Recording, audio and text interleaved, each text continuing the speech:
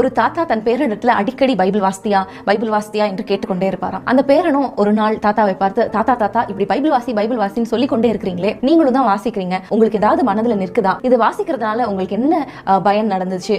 எதுவுமே இல்லையே, நீங்க அப்படியே தானே இருக்கீங்க அப்படின்னு சொல்லி கேட்டானா. உடனே இந்த தாத்தா ஒரு உடைந்த அழுக்கான ஒரு வாட்டர் பாட்டில் எடுத்து, இதுல நீ தண்ணி நிரப்பணும் அப்படின்னு சொல்லி கையில கொடுத்தாராம். பேரனும் அந்த பாட்டில நிரப்பி கொண்டிருக்கும் பொழுது அந்த பேரன் சொன்னா, தாத்தா நீங்க என்கிட்ட கொடுத்தது ஒரு ஓட்ட பாட்டில், இதுல எப்படி தண்ணி நிரம்பும் அப்படின்னு சொல்லும் பொழுது தாத்தா வந்து பேரனை பார்த்து சொன்னாராம், தம்பி நான் உன் கையில கொடுத்தது ஓட்ட பாட்டில் தான், ஒரு அழுக்கான ஒரு பாட்டில நான் உன் கையில கொடுத்தேன், ஆனா இப்ப பாரு எவ்வளவு கிளீனா இருக்கு பாத்தியா? இதே போலதான் நம்முடைய வசனங்களை நம்ம வாசிக்க அது நம்ம மனதுல நிற்குதோ நிக்கலையோ, ஆனா அந்த வசனங்கள் நம்ம இடத்துல கிரியை செய்யும். எப்படி இந்த அழுக்கான பாட்டில இந்த வாட்டர் நிரம்பி அந்த அழுக்கான காரியங்கள் எல்லாவற்றையும் வெளியேற்றி ஒரு சுத்தமான ஒரு தண்ணீரை பார்க்க முடியுதோ, அதே போல நம்முடைய இருதயத்தில் இருக்கிற எல்லா அழுக்குகள், நம்முடைய சுவாபங்களை இந்த வசனங்கள் மாற்றும் என்று சொன்னார்.